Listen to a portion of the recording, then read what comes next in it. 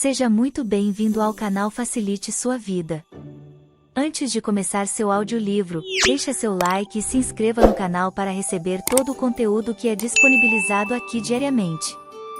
Aqui você encontra conteúdos de alto valor para fazer a sua vida mais fácil. Gratidão. Adquira meu livro Afirmações que me faltavam, no link aqui no box de informações.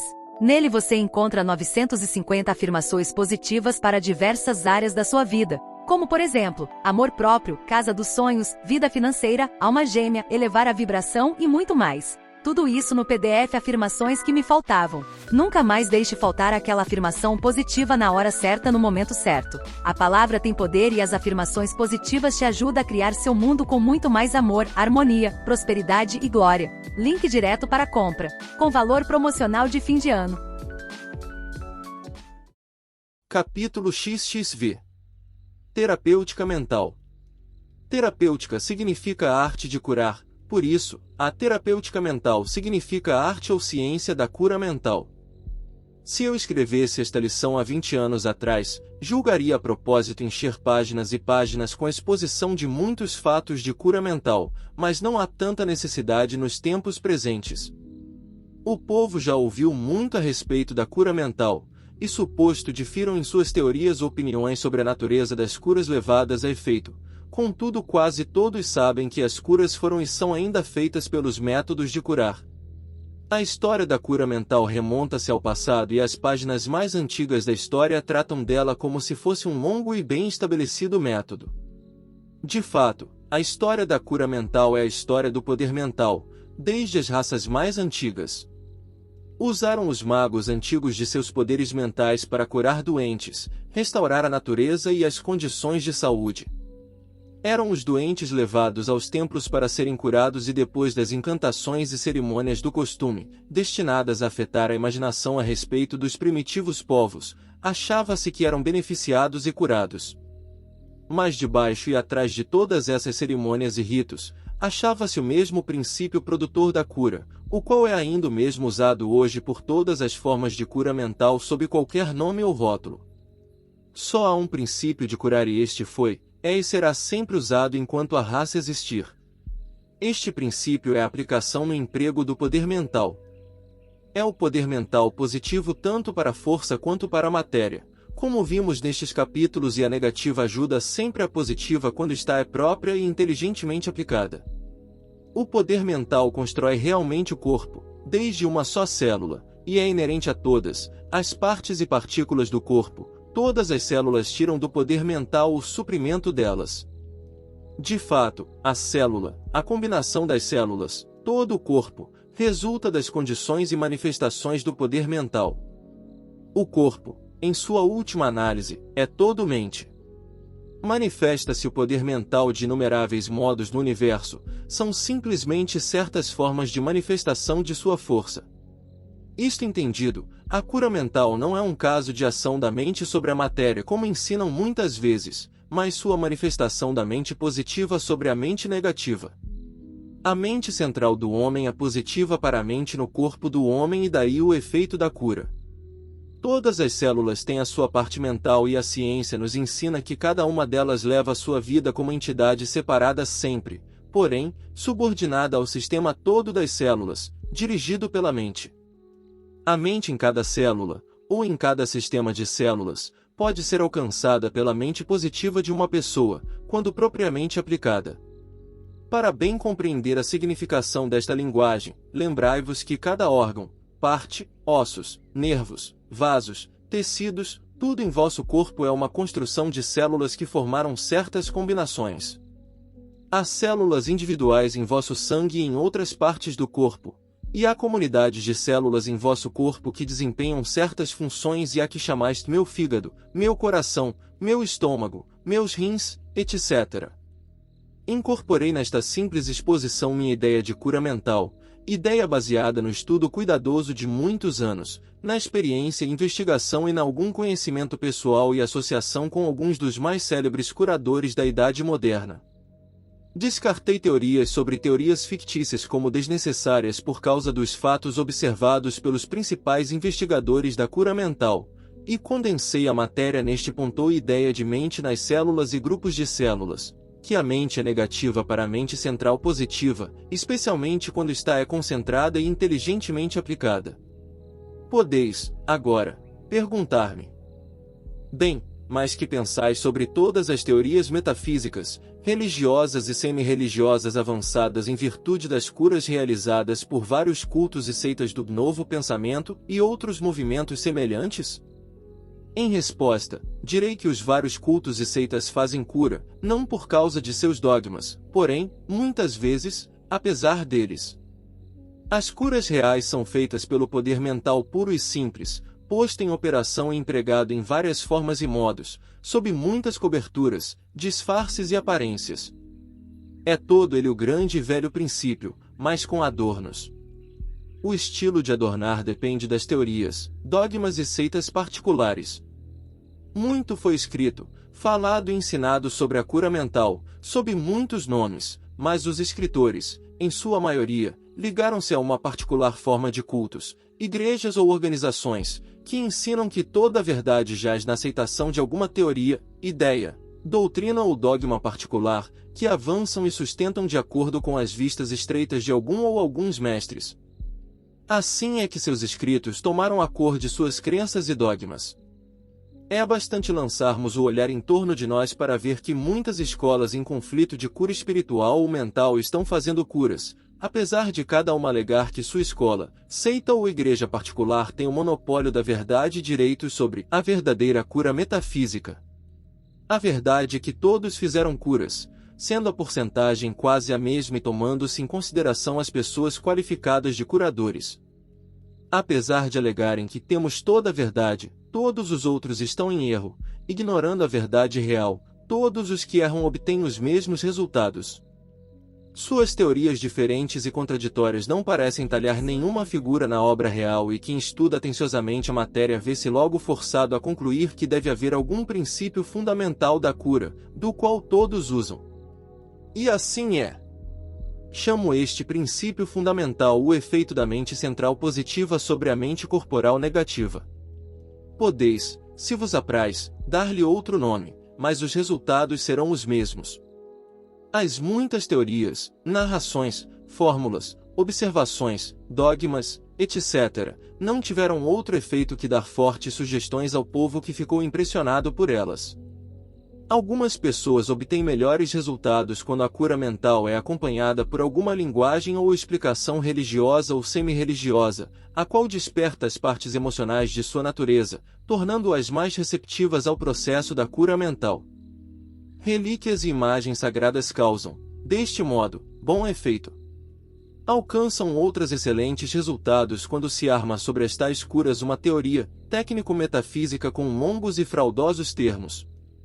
Podem não compreender os termos, mas pensam: aqui deve haver alguma coisa, porque fulano empregou palavras que não podemos compreender, ainda que ele conheça tudo que encerram, etc. Preferem alguns a explanação científica da escola de sugestão, que evita as teorias metafísicas ou religiosas e alcança, contudo, resultados. Há os que gostam da mente subjetiva e da ideia da mente objetiva e conseguem resultados.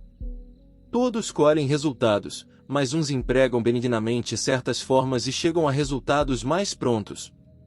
Aconselhei frequentemente as pessoas a irem aos curadores de certas igrejas, escolas e cultos, porque soube que as ideias dessas escolas, cultos e igrejas particulares dispunham o temperamento particular das pessoas em questão à obtenção dos melhores resultados.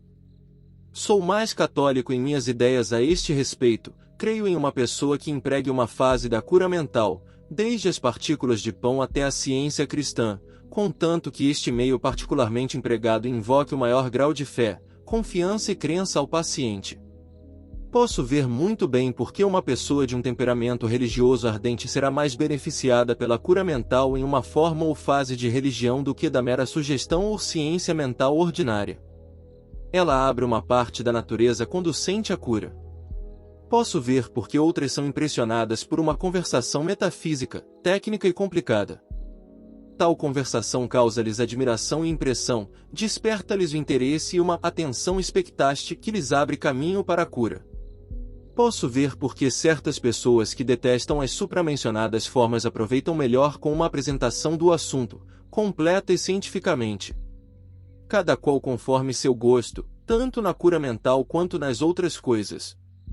A este respeito estou de acordo com o irlandês que disse estar satisfeito de não terem os homens o mesmo gosto, porque, se o tivessem, todos viriam à sua casa e dela levariam a sua mulher.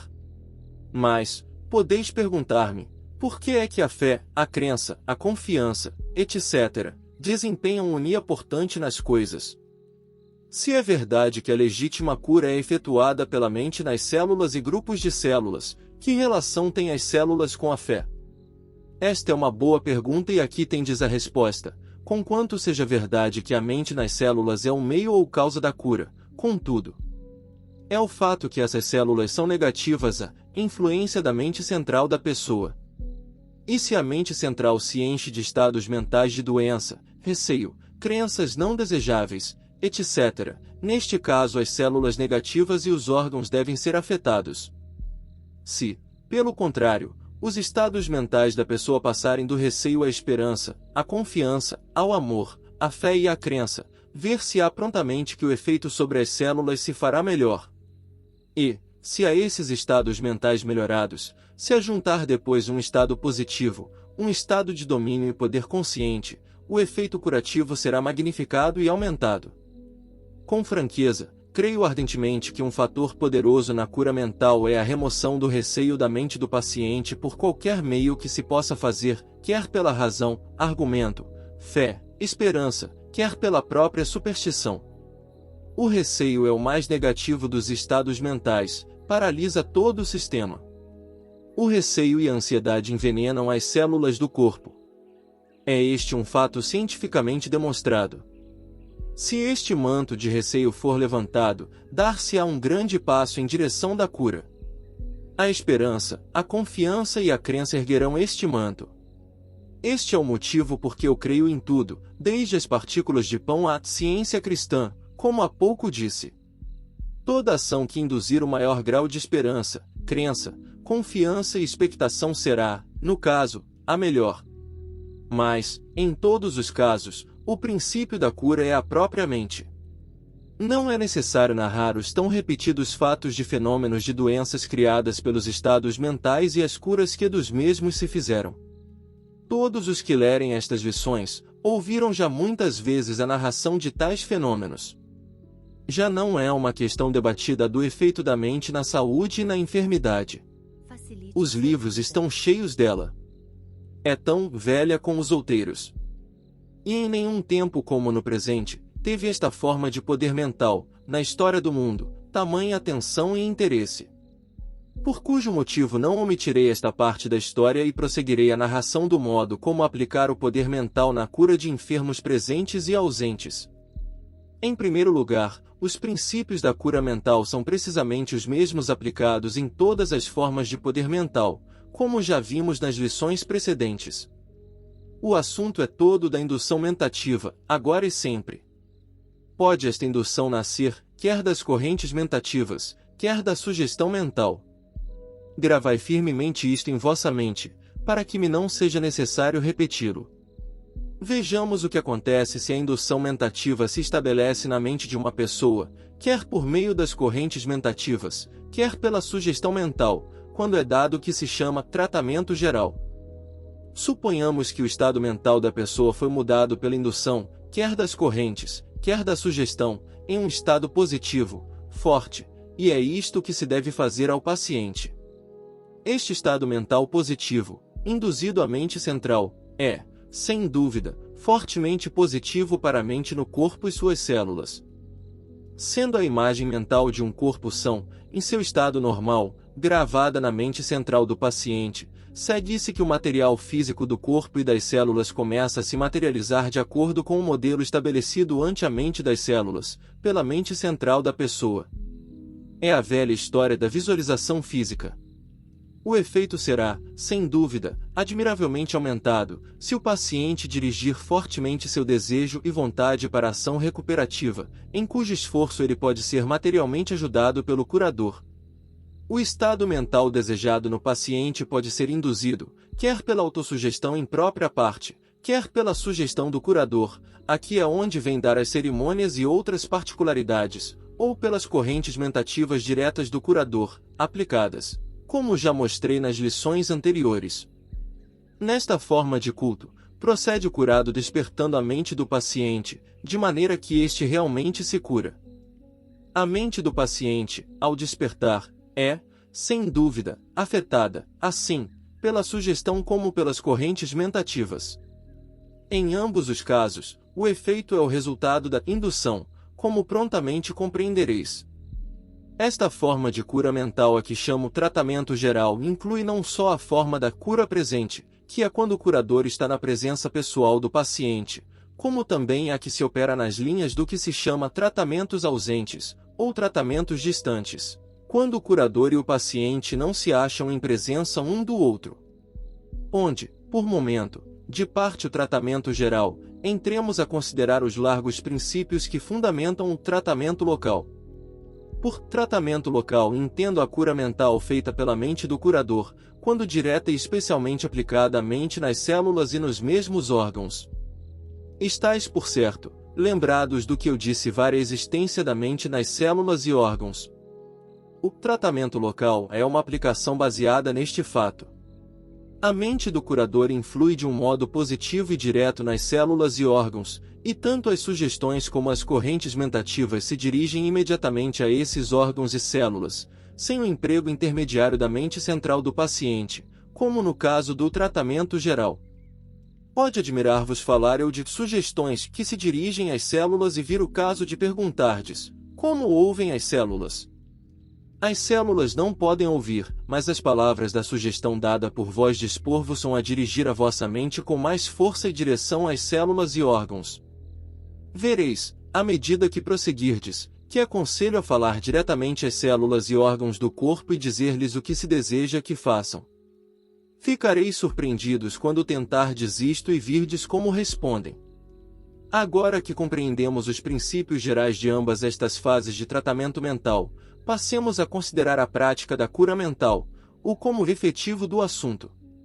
Começaremos com o tratamento geral presente e ausente, depois passaremos à segunda fase do tratamento local. Em ambos os casos, veremos, em particular, os métodos positivos de tratamento. Prestai bem atenção ao que vou dizer-vos acerca destes tratamentos, pois condenso em 2 capítulos todo o curso de lições sobre a cura mental, e se não prestardes bem atenção, deixareis de compreender muita coisa. O primeiro passo na forma pessoal de tratamento geral é induzir ao vosso paciente um estado mental de calma e relaxação. Isto é bastante importante, porque este estado mental faz que o paciente se torne receptivo às impressões que desejais causar em sua mente. O melhor meio é ter o paciente assentado em uma posição confortável, se está deitado, deixar que tome uma atitude cômoda, depois conversar com ele um pouco, a fim de lhe induzir uma disposição mental fácil e agradável, que atuará sobre as condições físicas. Fazei que relaxe todos os músculos, tire a tensão dos nervos e fique afrouxado da cabeça aos pés. O melhor meio para determinar se foi ou não efetuada a condição desejada é levantar-lhe uma das mãos e deixar que ela caia ao lado. Se ele estiver completamente afrouxado, sua mão cairá como se não estivesse ligada ao seu corpo. O estado mental causador desta condição pode ser mais bem estabelecido pelas palavras, deixar que se afrouxe. Deve uma pessoa deixar que se afrouxe mentalmente, antes que o possa conseguir fisicamente. Deve o paciente sentir-se perfeitamente à vontade, isto é, sentir-se em um estado confortável, a fim de que alcance os melhores resultados. Bem fará o curador em tranquilizar a mente do paciente com uma conversação cuidadosa, confiante e simpática, levando o assunto para pontos mais claros, esperançosos, felizes, e evitando cuidadosamente despertar antagonismo e argumento. Fará ainda melhor se puser nos assentos de sua conversação certo sentimento carinhoso e falar como se o único interesse na vida fosse curar o paciente, como se não tivesse nenhuma dúvida a respeito do seu restabelecimento. Deverá esquecer-se para concentrar unicamente a sua mentalidade na cura do paciente. Deverá tratar, da sua parte, como um curador confiado e seguro, porque as pessoas enfermas se impressionam facilmente. Assim, se o curador manifestar uma falta de confiança em seus modos, o paciente abrir-se-á prontamente à sugestão e o trabalho da cura se tornará indubitavelmente difícil. Se estudastes os princípios da sugestão mental, vereis a psicologia deste fato. Será bom que comeceis o tratamento por um modo sugestivo, preliminar, em uma conversação agradável. Assim, indicai ao paciente as condições que entenderdes pôr em execução.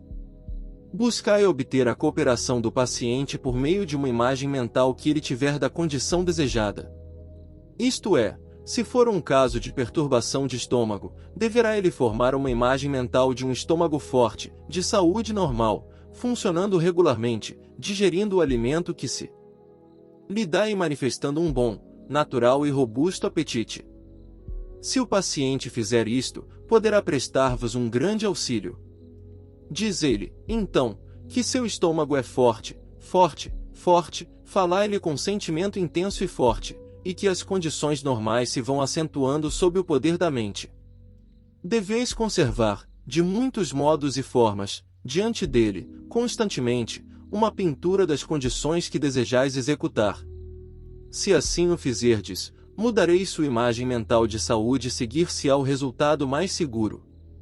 Se preferis o uso das mãos na cura, usai delas positivamente, tal prática dá uma sugestão mais poderosa, além de apresentar outras vantagens. Sentir-vos-eis capaz de comunicar à vossa voz um grau de força admirável e grande intensidade, se praticardes a visualização em vosso tratamento. Quero dizer, deveis tentar realmente ver com a mente as condições que desejais levar a efeito.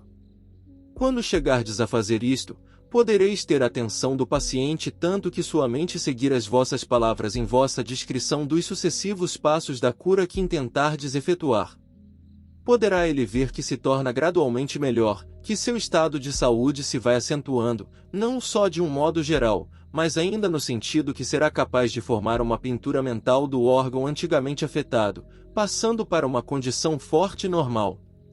Mantende sempre diante de vós a imagem mental das condições que desejais efetuar.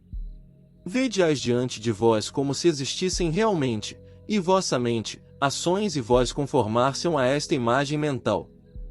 Se assim fizerdes, o paciente receberá as melhores condições possíveis e vossas correntes tornar-se-ão mais fortes e mais dinâmicas. No capítulo seguinte, passaremos à consideração dos métodos atuais de aplicação do poder mental à cura das enfermidades.